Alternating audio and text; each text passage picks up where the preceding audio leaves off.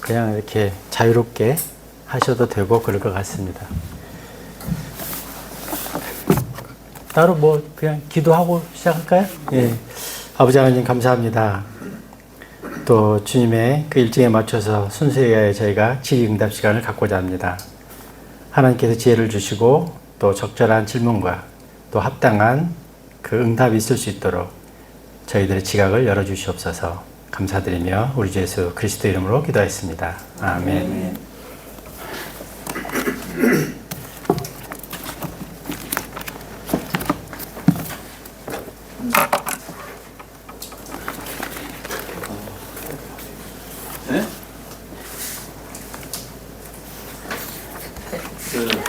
정말로 그 영광이라고 하는 거를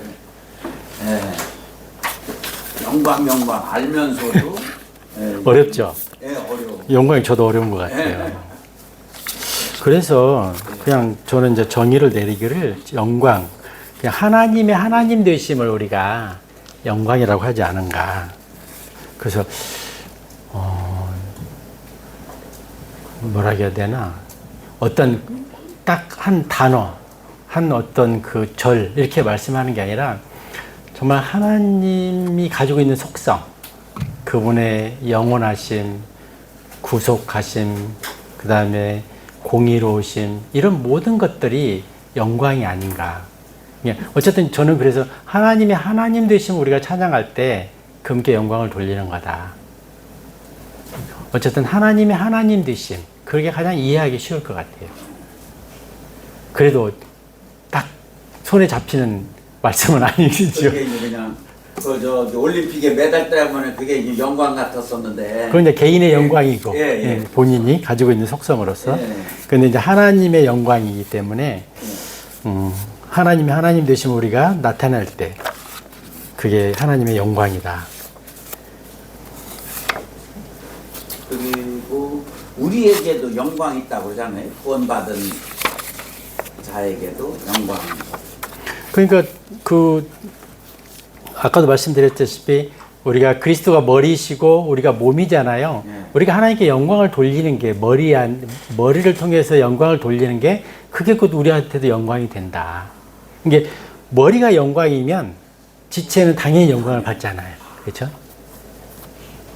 그러니까 우리가 하나님께 영광을 돌리면 돌릴수록 우리도 영광스러운 삶을 산다는 거지. 그러니까 지체 따로 우리가 몸 따로 아니 머리 따로가 아니라 머리가 영광이 됐을 때, 머리가 위대하게 높아졌을 때, 지체는 당연히 그 머리를 따라서 똑같은 영광을 받는다. 하나 되어 있는 연합체니까, 생명체로서. 그랬을 때 이제는 그러면은 우리가 주님의 이름을 높이는 게 이제는 주님을 영광되게 하는 거잖아요. 그렇죠. 예. 그러면은 주님의 그 영광을 이렇게 드리려고 이렇게 할 때,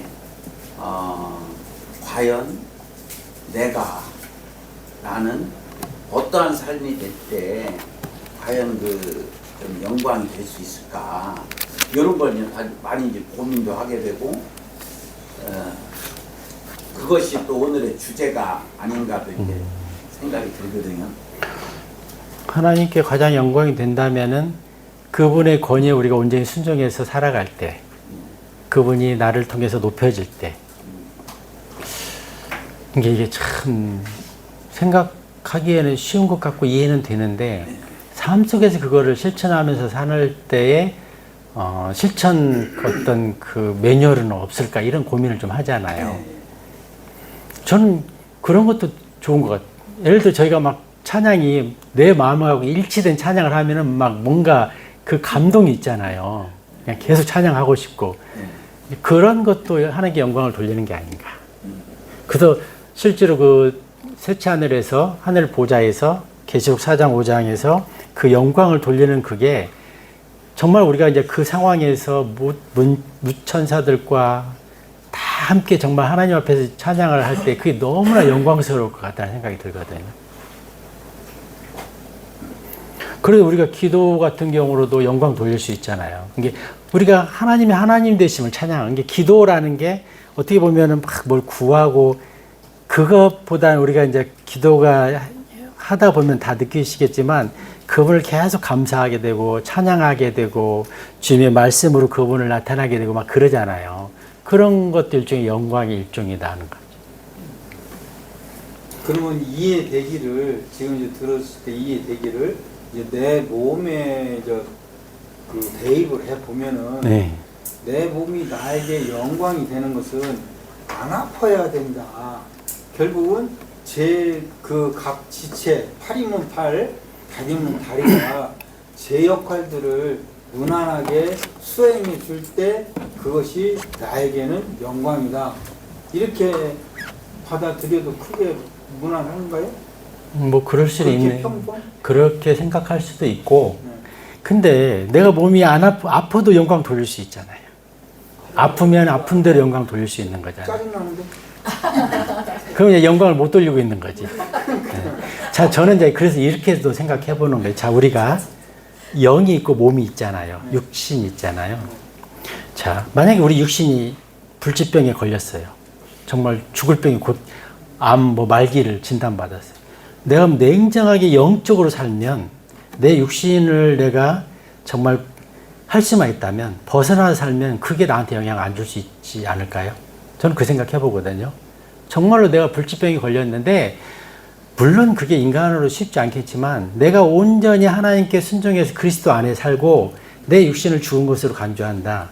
그러면은 이사야서 53장에 말씀이 나면 우리를 이미 치유해 주셨다고 말씀하시거든요. 그렇게 살 때 이미 우리는 치유받은 거다. 왜? 우리가 죽는 순간 우리는 그때 바로 부활체를 입는 건 아니지만 언젠가 부활의 몸을 입을 거잖아요. 우리는 이 과정 속에 있다는 거죠. 저는 그래서 이렇게 생각해 봐요. 완벽한 교회 없잖아요. 성경을 또 완벽하게 아는 사람도 없잖아요. 다 이단성은 조금씩 있거든요. 이 이단성이라는 게 내가 수용할 수 있는 범주 안에 있느냐, 밖에 있느냐, 우리는 판단하잖아요. 자, 우리가 그럼 육신의 건강도 볼 때 완벽하게 그 몸이 건강한 사람은 없다고 봐요. 다 뭐 자잘구레한 아픔이 있고 뭐 통증이 있잖아요. 그럼에도 불구하고 내가 육신을 벗어버린 상태로 영적으로 살면은 그게 문제 안 된다는 거죠. 설령 우리는 이미 치유되어 있다는 거죠. 믿음 안에서. 왜? 하나님이 언젠간 우리를 완전한 몸으로 부활해 주실 거라는 거죠. 뭐 과정 속에서는 뭐 불구자도 될 수 있고 어디가 아플 수 있잖아요. 근데 그걸 메워서 그 하나님 되심을 놓쳐서는 안 된다는 거지. 그래서 우리가 저는 어떤 사람도 완전하게 건강을 유지하는 사람은 없다고 봐요. 어딘가는 통증이. 근데 어떤 사람은 그런 자잘한 통증에 매어 사는 사람이 있고 그거를 잊어버리고 오히려 영적인 면에 집중해서 살아갈. 그래서 사도 바울이 그 간증을 하잖아요. 내가 약할 때 강함이다. 내가 가시를 없애달라고 3번 기도했더니 너는 내 은혜가 족하다고 그랬잖아요. 3번 기도한 건 저는 많이 기도했다고는 안 봐요. 그러면 딱 포기하고 내가 이 상태에서도 얼마든지 하나님께 영광을 돌릴 수 있구나 이렇게 했고 실제로 그렇게 살았거든요. 그래서 우리도 그게 가능할 수 있다는 거지. 이제 우리가 뭐 이제 아플 일만 남았지 뭐 건강한 일은 별로 안 남았어요. 그러니까 그거 너무 막 창엽이랑 어디 갔어? 그런 그 막 아무거나 먹어도 소화시키고 막 할 그런 거 이제 포기하죠. 그래서 우리가 그게 맞춰가는 거지. 저도 그래서 그게 잘 안 되는데 저녁에 어떻게든 조금만 먹고 싶어요. 저녁에 보대끼니까. 하루에 한 2끼만 먹으면 딱 좋은 것 같더라고요. 이건 별개. 네. 제가 전에도 한번 느꼈는데 아까는 마태복음 11장 28절을 읽을 때 여지껏 우리가 읽어온 성경들은 수고하고 무거운 짐진 자들아 뭐 이렇게 돼 있다는 거예요. 네. 근데 이 표준형은 수고하고 무거운 짐이 지워진 자들아 이렇게 있어요.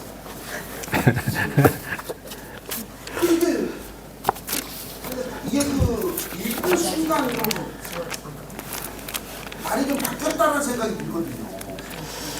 어떻게 생각하세요? 다른 분들은?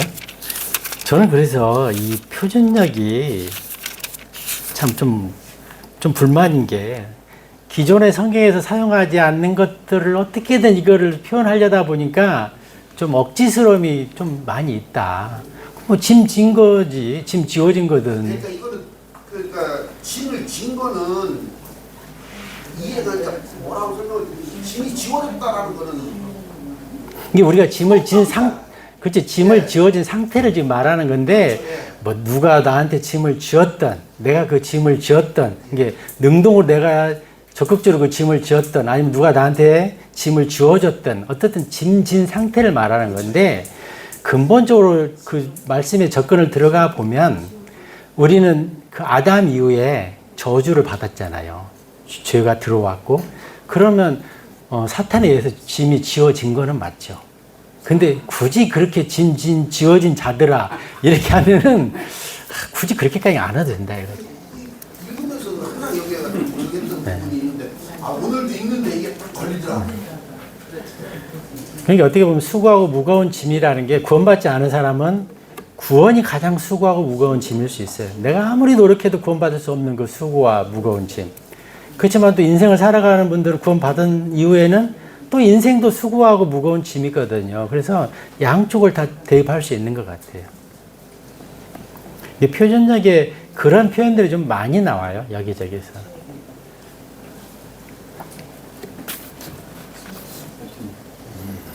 확실히 사용하지 않는 용어로 쓰려고 하니까 예. 이걸 이렇게 말하면 수동태적으로 그냥 표현을 하고 그렇죠. 수동태적으로 표현을 했는데 그렇게 한 것 같은 누가 내가 예. 수고하고 무거운 짐을 스스로 질 사람이 어디가 있어요? 그치. 아무도 없지. 네. 근데 우리는 그렇게 지어진 상태로 태어나잖아요. 그렇죠? 그러니까 이제 그렇게 보시면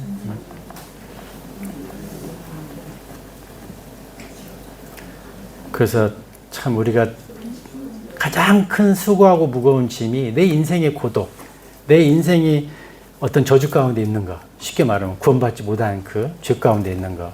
근데 그거가 해결되고 나면 짐이 가벼워지죠. 그 나머지 짐들은 좀 견딜만 하고 그리스도 안에서 살아갈 때 맡기면서 살아갈 수 있고 그렇게 되는 것 같아요.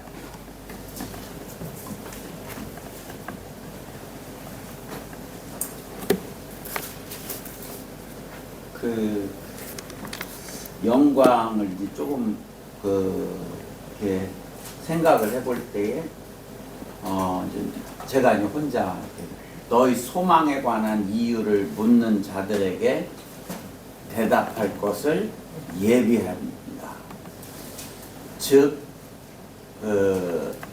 다른 이방인들이 볼 때에 어딘지 모르게 그리스도인의 향기를 내는 요런 자체도 영광이 아닌가. 그렇죠. 네. 예. 우리가 아까도 말씀드렸지만 내가 만약에 몸이 아픈데도 불구하고 정말 남들이 볼 때는 와, 저 상황이면 나 같으면 포기할 거야 그랬는데도 하나님을 생각함으로 하나님을 묵상함으로 하나님께 찬양을 돌리고 감사를 돌릴 수 있다면 그게 하나님께 영광이 되잖아요. 그렇죠? 근데 이 그리스도인이라는 것이 사실은 내가 주님과 십자가에서 주님과 함께 죽고 부활한 분으로 인해서 주님과 하나가 된 그 모습, 하나님의 아들이 된 그 자체가 하나님께 영광이라고 그랬잖아요. 그러니까 사람의 예를 들으면은 내 아들이 내 영광이잖아요. 그런데 나는 아들을 자랑하지 그 아들이 뭐를 잘해가지고 자랑하는 건 아니잖아요. 물론 그렇게 같이 키우다 보면은 자랑하는 것도 있어서 자랑을 하지만 근본적인 것은 이해가 내 아들이기 때문에 자랑을 하죠. 즉 이렇게 말씀을 드리는 것은 이미 구원받았다는 것 그 자체가 이미 하나님께 영광이 되기 때문에 나는 진짜 이 육신을 벗어서 하나님을 만날 때까지 하나님께 영광이 되는 존재 아닌가요? 그렇게 그걸 더 영광, 내가 뭐를 해서 영광이 돼야 되고, 뭐를 더 해서 하나님의 기쁨이 돼야 되고, 이런 것들에서 많은 어떤 오류들이 일어나는 게 아닌가. 내가 하나님의 아들답게 사는 게 그게 곧 영광이죠. 근데 하나님의 아들답게 못 사는 게 영광이 안 되는 거잖아요. 근데 이제 우리가 에베소서에서 계속 느낄 수 있는 건 뭐니? 하나님께서 이 영적인 복, 영광의 복, 은혜의 복을 예수 그리스도를 통해서 준다는 거죠. 그걸 꼭 기억해야 돼요. 예수님 우리의 통로가 되어 주신다는 거죠. 그래서 하나님께서 예수님을 통해서 영광도 받으시지만 하나님께서 하늘의 복, 영적인 복들을 예수님을 통해서 공급해 주신다는 그 표현이 많이 나와요. 그 에베소서에. 그런 개념에서 우리가 하나님, 예수 그리스도와 내가 얼마만큼 밀접되게 하나 된 삶을 살아가느냐, 연결된 삶을 살아가느냐, 아니면 그 포도나무와 가지처럼 일치된 삶을 살아가느냐. 이제 그걸 통해서 우리가 하나님의 복을 받기도 하고 하나님께 영광을 돌리기도 하고 하는 거죠. 근데 결국에는 이제 그게 이제 좀 이제 근본적인 어떤 그런 것 같은데, 내가 그리스도 안에 있다는 것 자체가 이제 그리스도와 하나가 되는 거잖아요. 예수님이 나를 통해서 드러나는 그 삶이 되는 거잖아요. 그거를 예수님은 약속을 하셨고, 즉 많은 말씀들 중에서 내가 너와 함께하고, 내가 너를 인도하고, 네 걸음을 주장하고, 내가 너를 통치하고 통제하고, 응? 그것이 정말 하나님께 영광이 되도록 내가 하겠다라는 뜻 가운데는 내가 스스로 자원해서 빛이 되는 하나님의 자녀가 되는 그 모습을 갖게 하겠다. 그렇게 하면은 아니 그러니까 그런 것도 있잖아요. 포함되어 있잖아요. 근데 결국에는 이거를 구원받지 못한 사람에 비해 가지고 그리스도인은 비록 그리스도인들끼리는 미약한 모습을 가지고 있을지라도 정말 그리스도인이 아는 사람과 똑같은 행동을 하는 그리스도인이 있는가라고 생각을 하거든요. 그러니까 그게 이제 계속 제가 이제 반복해서 주장했던 내용인데요. 예수 그리스도가 그리스도 영이 우리 안에 들어오셨잖아요. 근데 우리가 성전 되었잖아요. 그래서 예수님은 항상 열려 있어. 나를 향해서 항상 준비하고 있어. 근데 내가 그 문을 안 여는 거예요. 그치? 그거를 예수님과 상관없이 내 노력으로, 내 행위로 내가 뭔가 하나님을 기쁘게 해드리려고 하고, 영광을 돌리려고 하고, 내 힘으로 살려고 하기 때문에 거기서 단절이 오는 거지. 얘가 어떻게? 아니, 우리는 예수님과 일단은 밀접하게 연결이 안 돼 있으면 그 순간 우리는 바로 육신적인 정욕을 추구하게 돼 있고, 그 말은 곧 사탄과 연결되어 있다고 볼 수 있는 거예요. 그래서 내가 뭔가를 액션을 취하려고 하고 노력을 하려고 하면 벌써 거기는 나의 자아가 들어가고 사탄과 연결된 육체의 정욕이 나타나기 시작하는 거죠. 그렇죠. 그래서 그 내가 하려고 하는 것을 중지하고 그 에너지, 그 힘을 그리스도와 하나가 되려고 하는, 내 안에 계신 그리스도가 나를 통하여 일하실 수 있도록 순종하는 것, 그분께 맡겨드리는 것, 그 방향 전환이 있어야 된다는 거죠. 근데 이제 우리가 대부분은 내가 뭔가 열심히 해서 내 노력으로 그러면은 내 의가 될 수 있죠. 그리스도의 의로 사는 게 아니라. 그 이제 뭐 우리 몇 사람 같은 경우는 대침에서 나왔잖아요. 네. 대침의 예를 들면은 거기에 소속이 돼 있었으니까 거기에는 이제 목사들이 있어요. 목사들이 이제 가르치는데 그 사람들이 처음에는 순수하게 정말 하나님을 경외하는 가운데서 뭐 그런 일들을 했을 거예요. 목사를, 목회를. 그런데 시간이 흐르면서 그 조직이 변질돼 가는데도 불구하고 거기서 나오지 아니하고 그 사람들은 나름대로 가족들의 삶도 있고 자기의 삶도 있고 그 어떤 편안을 추구하는 것도 있고 해서 거기에 안주하게 될 때에 결국 그거는 하나님을 거부하는 그 모습이 결과적으로 되는 거 아닙니까? 근데 이제 그런 경우가 저희는 이제 밖에 나와서 그쪽을 바라보니까 그런 시각을 가질 수 있잖아요. 그렇죠. 근데 그 안에 있을 때는 객관적으로 이걸 객관화시켜서 보기가 쉽지 않을 것 같아요. 그렇죠? 그래서 그러니까 우리가 어떤 그 정이 들기가 힘들지 그 조직하고 친숙해지면은 그 고리를 끊기가 쉽지 않아요. 그래서 우리가 이럴 수 있죠. 내가 정말 말씀을 통해서 물론 목사나 뭐 어떤 그 교사나 그런 분들이 나의 영적인 성장을 도와줄 수는 있는데 그럼에도 도움 받는 것은 도움 받는 거고 내가 말씀을 충분히 묵상하고 꾸준히 나와 하나님과의 교제를 깊이 이루어가면 그 속에서 뭐가 잘못됐는지 예를 들어서 그 대칭만 그런 게 아니잖아요. 일반 교회도 많잖아요. 아까 그 교회 지방교회도 있고 그 큰 교회 뭐 청년들 많다는데 그 몇십만 모이잖아요. 그 안에 들어보면 복음 일도 없거든요. 그럼에도 사람 엄청 많잖아요. 그 사람들은 그게 신앙생활이 전부 다예요. 객관적으로 못 보는 거예요.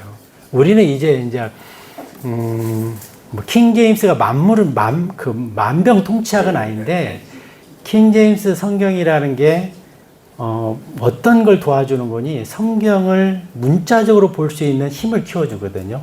그리고 성경이 성경으로 해석할 수 있는 힘을 키워줘요. 나머지 다른 성경은 영이 아니면 좀 애매하게 표현된 게 많잖아요. 그래서 우리는 이거를 좀 객관화시킬 수 있고 잘못된 걸 이렇게 걸러낼 수가 있는데 그 안에 있는 사람들 그걸 모르는 거죠. 그 수십만 명이 몇십만이 심지어 진짜 우리가 볼 때 너무 안타깝잖아요. 복음이 없는데도. 그래서 일반 교회는 이런 거잖아요. 주장하는 게 너희 구원, 그 사람들은 행위 구원을 강조해요. 교회 열심히 다니면 구원받는 것처럼. 헌신 열심히 하면 구원받는 것처럼. 그래서 뭐 모태신앙 이런 거 굉장히 자부심을 갖잖아요. 근데 성경에 어디에 모태신앙은 구원받으리니? 아니면 교회를 열심히 다니면 구원받을 것이다. 아니면 교회에서 열심히 헌신하면 이런 말 없잖아요. 너희 에베소 2장 8, 9절, 10절 보면 구원받은 다음에 그리스도 안에서 선한 행위를 하도록 구원받았다고 그랬어요. 그리스도 선한 행위는 인간적인 시각에서 선한 행위가 아니에요. 그리스도 안에서 하는 선한 행위라는 거죠. 그분한테 순종함 속에서 이루어지는 선한 행위라는 거죠. 근데 그런 거 전혀 신경 안 쓰잖아요. 교회 열심히 다니면 구원받으리니 그런 말 성경 한 구절도 없거든요. 그냥 사람들 그러잖아요. 형제님 구원 받았어요. 나 교회 모태신앙인데요. 아니면 나 교회 몇 년째 다니는데요. 나 교회에서 뭐 찬양대도 봉사하고 뭐 주일학교도 봉사하고 이러는데 이렇게 말을 하는 거예요. 그럼 교회 성경 말씀에 우리는 기준은 성경이니까 네가 찬양대를 열심히 하면 구원 받을 것이다. 아니면 주일학교 교사라면 구원 받을 것이다. 이런 거 없잖아요. 그런 데서 그 문화라는 그 교회 문화에 흡수돼 가지고 성경보다도 그거를 더 우선시한다는 거죠. 그게 문제라는 거죠. 그게 대침만의 문제가 아니라 모든 교회의 문제일 수 있어요. 우리는 이제 대침을 좀 아니까 그 문제를 우리가 지적할 수 있는데 일반 장로교회는 또 훨씬 심하다고 저는 봐요. 뭐 대부분 그렇게 생각해요. 교회 열심히 다니면 구원받는 걸로 다 그렇게 이해해요. 나 헌금 봉사하고 있어. 구원 받았어요. 그러면 나 헌금위원으로 봉사하고 있는데요. 그 말은 뭐예요? 나 헌금위원으로 봉사하니까 나는 구원 받았다는 거예요. 그거 아니라는 거지. 성경에 그런 말 어디가 있냐 이거죠. 이게 선물이고 너무 쉽게 받을 수 있는데 자꾸 행위 쪽으로 이걸 몰아가니까 아무도 구원을 못 받는 거죠. 그래서 오늘 차 타고 오면서 그런 이 얘기들을 주고받았지만 우리가 그럼에도 불구하고 열심히 복음을 전해야 되는 이유가 이제 예수님이 공중 재림을 강림하시면 교회들이 휴거돼서 다 올라가잖아요. 그렇게 봤더니 옆에 어느 교회는 성도들이 대부분 다 없어지고 휴거됐는데 우리 교회는 20만이 다 남아있네. 이게 웬일이요? 그래가지고 이건 가짜였구나. 우리가 잘못 믿었구나. 그래서 그때라도 순교를 당할 수 있는 그 믿음을 가질 수 있지 않을까. 그래서 구원받을 수 있지 않을까. 그래서 우리는 지금 열심히 복음의 씨를 뿌리는 게 지금은 거두지 못할지는 몰라도 언젠가 거둘 수도 있다는 거죠. 그래서 이거는 대침만의 문제가 아니라 한국교회 전체 아니면 전 세계 교회 문제일 수 있다. 미국 교회도요.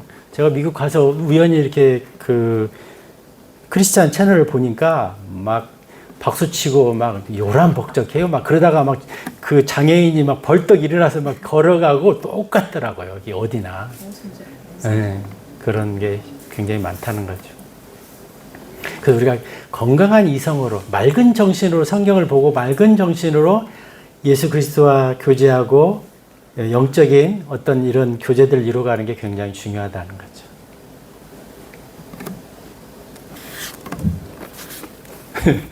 좀 답.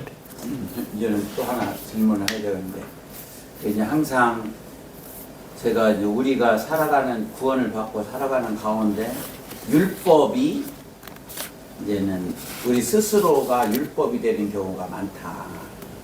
스스로 하는 행위 속에 율법이 되는 경우가 많다. 그런 게 이제 가장 비근한 예로 주는 것이 받는 것보다 복되다. 그러니까 하나는 준다. 이런 것까지도 어떤 때는 내가 이게 지금 하나님의 은혜로 하는 건지 뭐 그냥 그런 데에 빠져버릴 때가 종종 있더라고요.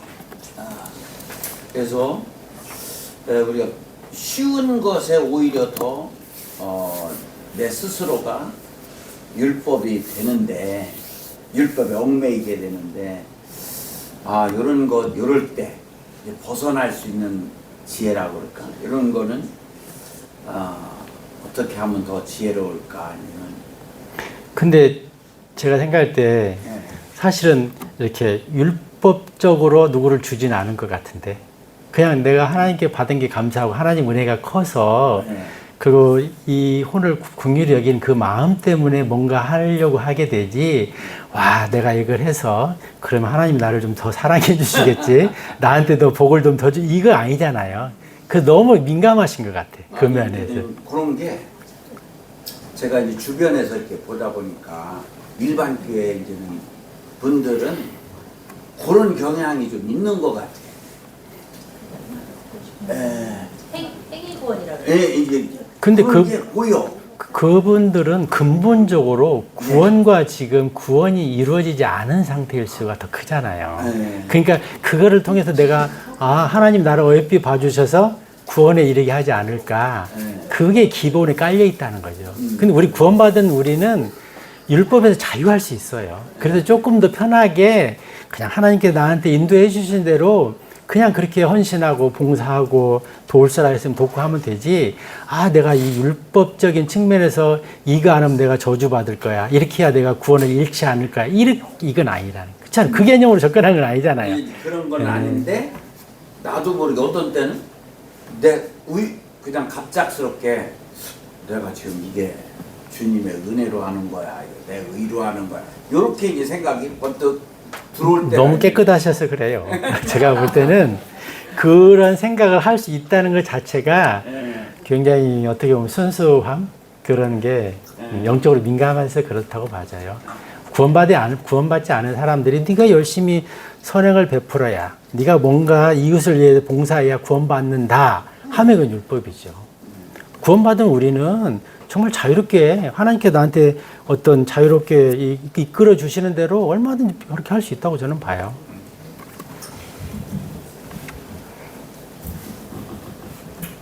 예.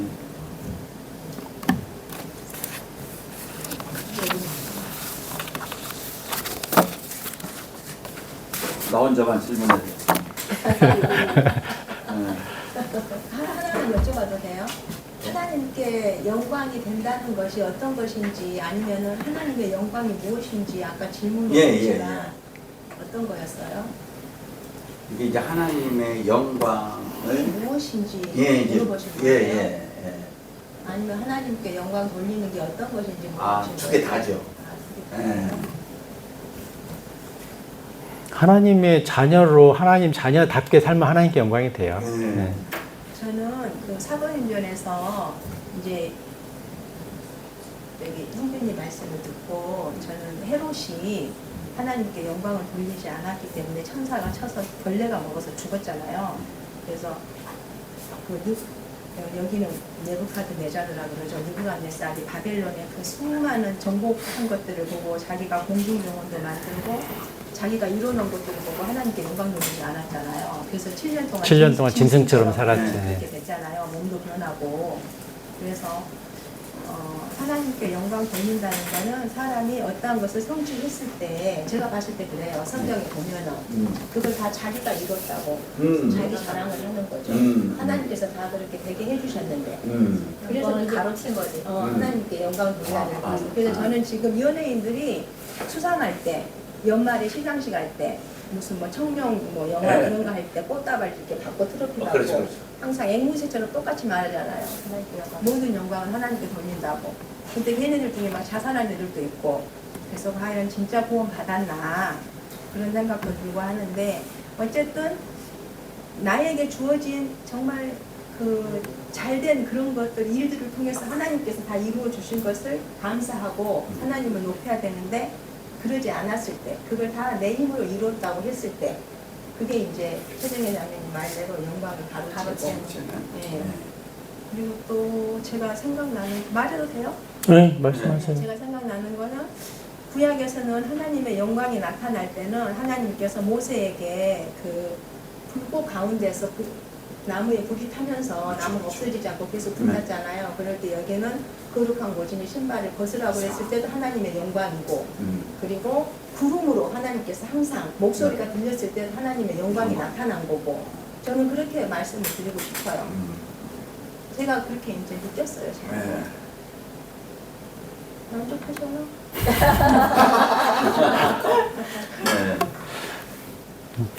네. 우리한테 구름이 나타나고 그러니까 이제 느부갓네살을 네. 그 구원 안 받았잖아요. 그래서 그런 부분도 우리가 이제 바울을 통해서 바울의 이제 고난을 통해서 우리가 교훈으로 영적인 교훈을 받을 수 있도록 어떤 샘플링이 준 면이 있듯이 바빌론 왕국을 내 것으로 만들었으니까 엄청나잖아요. 그랬을 때 하나님께서 샘플로 그를 이방인이지만 쳤다. 그렇게 이해할 수 있을 것 같아요. 그러니까 그거를 그 자기 힘으로 한 게 아니라 하나님께서는 왕도 세우시고 나라도 세우시고 그렇지, 모든 그 역사를 주관하신 분이. 내리기도 하시고 높이기도 하시고 하시는 분이 하나님이신데 자기 힘으로 했다고. 그러니까 약간 연예인이나 운동 선수들이 어떤 메달을 따거나 우승을 했을 때 하나님께 영광을 돌린다 이렇게 말을 하잖아요. 그럼 내가 우승을 못 하거나 아니면은 어떤 그 상을 못 받으면 영광이 아니네 이렇게 해석할 수 있잖아요. 그건 아니라는 거예요. 내가 평상시의 삶의 태도가 얼마든지 하나님의 영광 가운데 살 수 있는 거잖아요. 근데 이제 연예인들이나 운동선수들이 그렇게 했을 때 마치 내가 무슨 상을 받았기 때문에 하나님의 영광이 되고 메달을 받았기 때문에 하나님의 영광이 되고 그렇지 않으면 영광이 안 되는 것처럼 할 수 있지만 바울은 수많은 고난 속에 살았잖아요. 아까 그 우리 찬송가에도 내가 고난 중에 하늘에 저거를 그 천국을 본다고 그랬잖아요. 그래서 하나님이 그 본인을 이렇게 나타내시는 거는 굉장히 우리 생각하고 다르다는 거지. 우리 같으면 뭔가 막 기업을 해서 재벌이 되고 막 시험만 봤다 하면은 뭐 수석을 하고 그거 아니라는 거죠. 그랬을 때 오히려 그것 때문에 넘어질 수 있는 확률이 더 많아지는 거죠. 입 크게 벌린다고 막 많이 안 주더라는 거죠. 굉장히 그런 오해를 만들 수 있어. 연예인들이나 그 운동선수들이. 그래서 나는 하나님 영광도 못 되고 맨날 지지런히 어디 청소나 하고 있고 거리나 쓸고 있고 그거 아니라는 거죠. 하나님은 무슨 일을 하든 죽게 하듯하고 최선을 다하면 그게 하나님의 영광이라는 거죠. 그렇죠? 우리가 막 뭔가 막 우리가 인간적으로 막 뛰어나면 그게 하나님의 영광이고 나는 이게 뭐야 그거 아니에요. 하나님 보실 땐 그렇게 평가하지 않으신다는 거예요. 그러니까 얼마나 감사해요. 아까 형제님이 아들인 것 자체로 존재로 영광이 되는 것이 아니냐. 그러니까 아들인 거 존재로 머물러면 안 되고 거기서 내가 그리스도와 연합된 삶을 유지해 가려고 한다 해야 된다는 거죠. 그러니까 나는 이미 아들인 걸로 영광이 되니까 나는 이제 됐어 만족해 자꾸 그 말 하려고 하는 것 같거든요.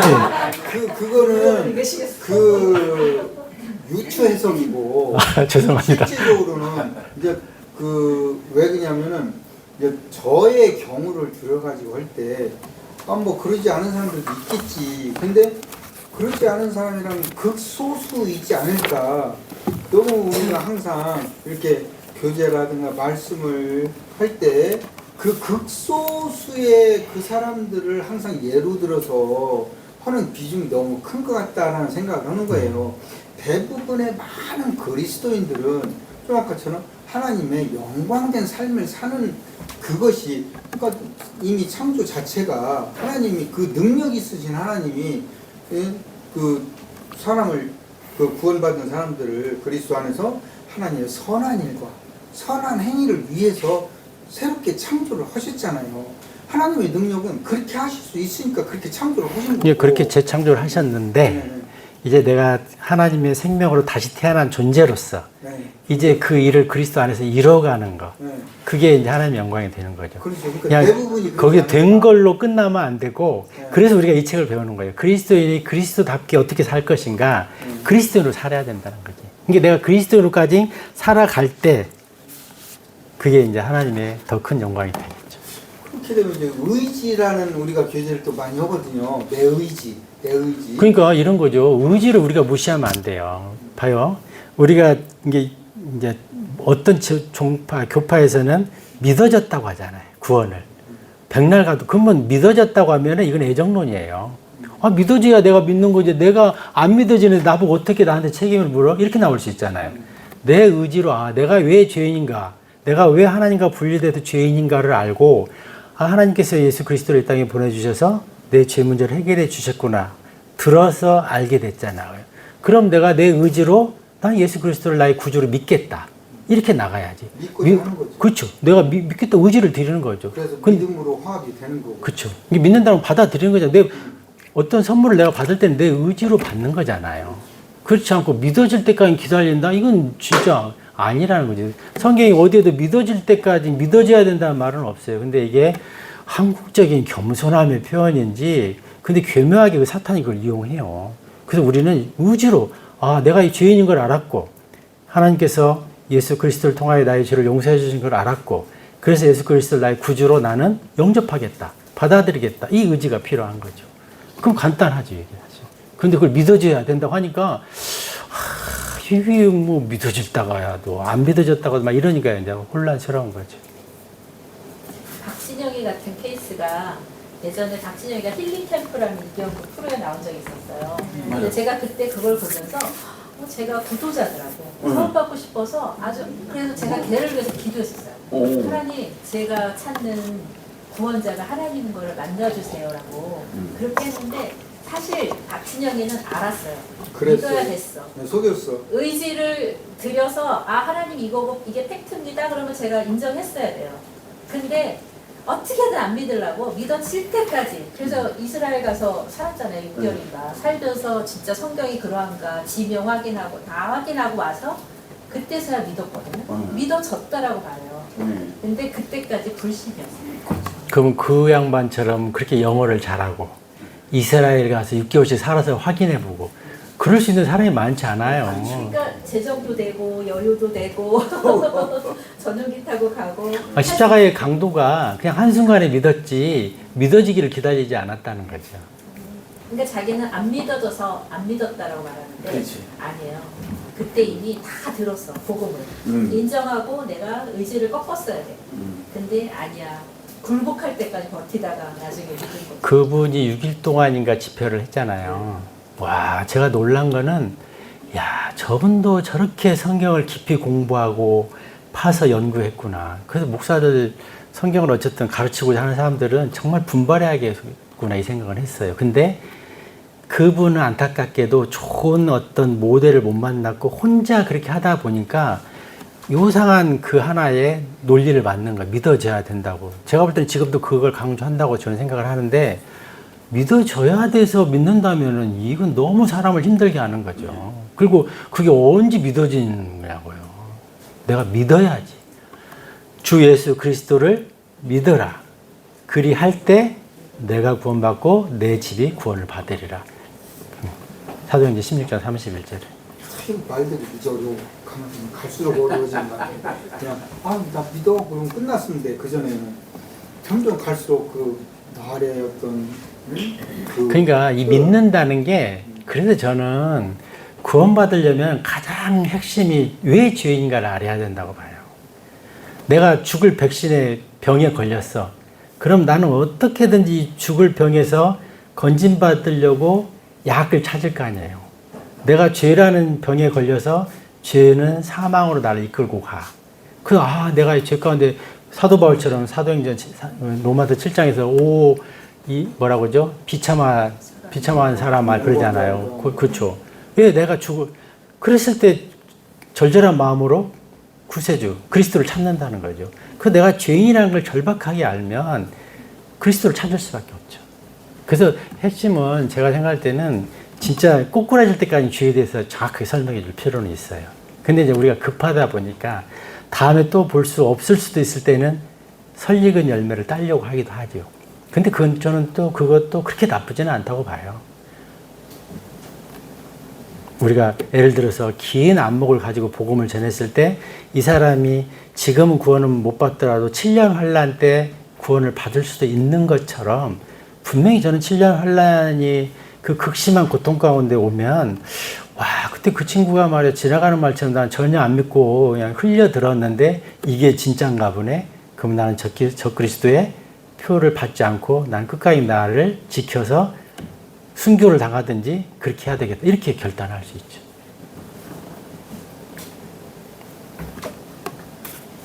형제님 해결이 안 되셨을 것 같아요. 뭐요? 형제님의 그 생각, 존재로만으로도 하나님께 아니 존재로 영광은 되는데 그 존재를 넘어서 하나님과 더 깊은 충만한 교제로 들어갈 필요가 있다. 존재가 이미 우리가 하나님의 자녀가 됐다는 것은 하나님의 기쁨이 되고 있어요. 근데 하나님은 거기서 머무른 게 아니라 이제 그 예수 그리스도 머리 대신 그분을 통해서 우리한테 정말로 하늘의 그 충만함을 공급해 주시기를 원하는데 그 단계까지 가면 더 좋다 이거지. 그러니까 이제 자꾸 내가 얘기하면 되나 모르겠는데 이게 내 전제는 뭐냐면요. 내가 하나님의 자녀로 태어났어. 그죠? 다시 태어났어. 새 생명이 구원 됐어. 받았어. 네. 응? 구원 혼이 받았어. 구원 받았어. 구원 받았어. 그러면은 내 존재 자체가 존재 자체가 하나님의 아들로서 살아가고자 하는 그 소망을 가지고 있을 수밖에 없다는 전제를 가지고 있는 거예요. 그러니까 가만히 있으면 된다라고 하는 거. 나는 이제 끝났어. 나는 이제 하나님의 아들이 됐으니까 이제 나는 하나님의 영광이야. 이게 아니고 이미 내가 내 속성 자체가 나는 그거를 사모하는 예수님을 닮아가고자 하는 그 속성을 가지고 태어났다라고 창조가 됐다라고 나는 이렇게 인정이 되는 거죠. 그러니까 막 예수님 닮고 싶고 하나님을 기쁘게 하고 싶고 이런 그것에 이렇게 그거는 조금 오해가 있으신 것 같은데요. 우리가 하나님의 은혜로 구원은 정말 죄인 중에 죄인 우리가 하나님의 은혜로 구원은 받을 수 있어요. 근데 구원 받았다고 해서 정말 하나님을 나의 정말 주인답게 주인으로 모시고 그분의 영광을, 그분의 소망을 추구하면서 살겠다는 그 생각을 많이 갖지를 못해요. 우리는 육신적이기 때문에 구원 받았어도 여전히 나는 죄의 냄새를 피우며 살아간다는 거지.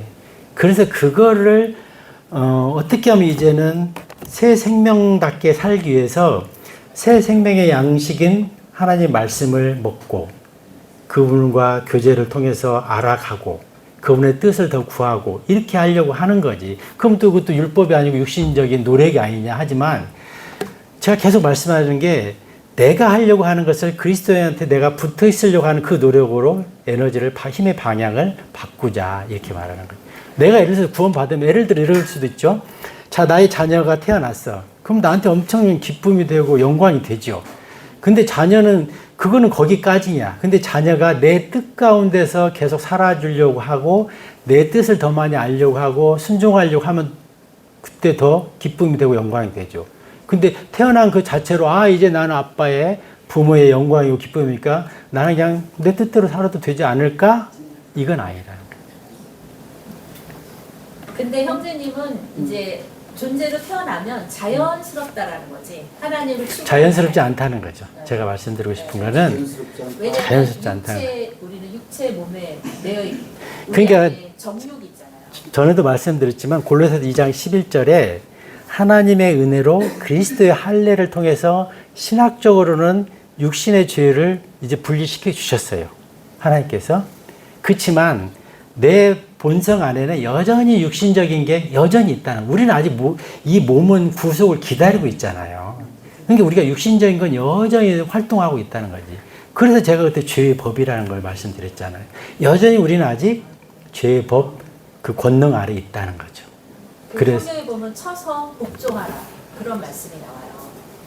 쳐서 결국 복종하라. 내가 쳐서 복종하는 건 이제 나하고의 이제 전쟁이잖아요. 마귀하고 전쟁이 아니고 사실은 모든 것의 전쟁은 자기와 전쟁이에요.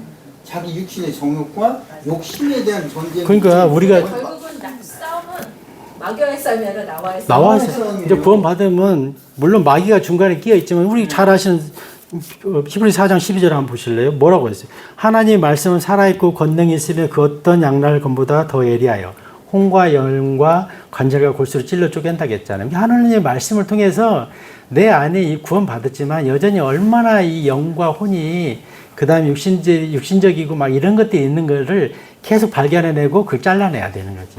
정말 깨끗한 그 하나님의 자녀로 성장하기 위해서는. 그게 필요하다는 거죠. 가만히 있는데 저절로 안 되는 거죠. 때가 탔다고 하면 그거예요. 항상 이제 가만히 있는 데라고 하는데 자식이 부모 같이 살아간다. 그런데 잠깐 하나만 내가 물어볼게요. 지금 하루에 24시간 살잖아요. 네. 그러면 좋다. 12시간 잠잔다고 쳐요. 그러면 12시간 중에 하나님과 내가 직접적으로 교제하는 시간이 얼마나 되겠죠? 근데 전제 조건이 12시간 잠을 안 자는데 12시간을 잠을 잔다라고 전제를 깔아놓으면 사람. 아니, 그러면 이렇게 제가 한번 질문할게요. 24시간 중에 하나님과 깊은 교제 가운데 있는 시간이 얼마나 돼요? 뭐 점점 제일 처음에는 적겠지만은 점점. 아니, 지금 현재 상태가. 저요? 네. 저는 저를 기준으로 보면은 나는 하루 종일 해요. 와. 하여 아니 그럴 수밖에 없는 게 내가 이 세상을 살아가고 존재하기 위해서는 하나님의 도움이 없이는 나는 못 살아가요. 그러니까 하나님께 구하지 않을 수가 없어요. 그럼 하나님과 늘 이렇게 대화하고 하나님 이 상황에서 제가 어떻게 할까요? 하나님 지금 이거는 무슨 뜻인가? 이렇게 계속 하나님과 대화를 하시나요? 물론 그러지 못하는 시간들이 있어요. 그렇다고 해서 그게 하나님과 분리가 돼 있는 상태가 아니고 매여 있는 상태에서도 하나님께 구하지 않는 것 뿐이지 매여 있잖아요. 아니, 그러면은 이렇게 하시죠. 그냥 그 질문을 이 정도에서 하시는데 한번 기록을 해보세요. 내가 지금 하나님과 어떻게 얼마만큼 깨어있는지 한번 한번 며칠만 체크를 해보세요. 24시간 다 깨어있다고 하는데 과연 그렇게 되는지. 그렇게 해서 나중에 다음 주에 교회에서 한번 다시 저랑 교제 좀 해요. 또 숙제가 생겼네. 그래서 우리의 절대 시간은 하나님과 관계없이 살다는 거지. 대부분이. 근데 그게 우리가 습관이 안 돼 있어요, 생각보다. 핸드폰도 그럼 24시간 중에 거의 안 보세요? 아니 근데 그게 이제 그런 부분들이 내가 휴대폰을 보고 있어요. 그죠? 휴대폰을 보고 있어. 그럼 그게 하나님을 대적하는 상황이라? 그게 아니죠. 제가 늘 강조하는 게 하나님과 내가 연결돼 있지 않으면 내가 육신의 뜻을 이루고 있다니까. 자동으로. 그게 사실은 인생 아닌가요? 사람은 모두가 다 그래지는데 구원받은 사람의 특성은 뭐냐면 내가 휴대폰을 봤어. 그런데 보고서는 내가 이거는 바람직하지 않아. 그러면서 돌이키게 되는 아무튼 거잖아. 그거를 한 며칠만 체크하셔가지고 어려운데? 그렇게 해서 한번 난 다른 사람들 갑자기 궁금해지네. 쉽지 않아요. 휴대폰에서 앱을 깔아놓고 성경 말씀을 보면은 하나님과 교제를 하는 것이 되는데 다른 것을 보면은 하나님과 뭔 생활을 하는 거죠. 때로는 내가 성경 말씀을 보는 순간에도 내 생각은 딴 생각할 수 있어요. 그렇죠. 내가 기도하는 시간에도 딴 생각할 수 있어요. 그게 쉽지 않아요. 그래서 어렵다는 거예요. 그러면 결국 자기 행위를 의지하는 게 아닌가 싶어요. 왜 그러냐면은 행위하고 순종은 달라요. 아니 순종하고 행위하고 다른데 자 봐요. 내가 기도하는 중에서 이제 딴 생각이 들었어. 그죠? 그러니까 그게 본성이라니까. 그게 그게 쉽지 본성이야. 않아요. 근데 그 딴 생각이 들은 그 순간 예수님이 나를 놔버렸어요? 그렇지 않죠.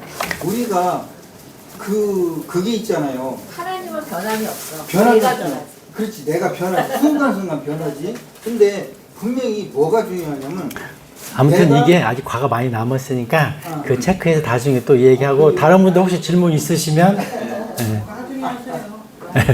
알았습니다. 아이 궁금해져서 그래 또. 제가 저녁 식사 한번 대접하면서 그 시간이 많이 되죠. 많이 됐네요. 예. 그러면 그때 끝내도 되겠? 예, 그러시죠. 끝낼까요? 끝내고 우리 장자매님의 간증. 간증을 아. 잠깐 듣자. 알겠습니다. 예, 네. 우리 그럼 장자님 나오셔서 예, 예. 간증해 주시겠습니다. 예.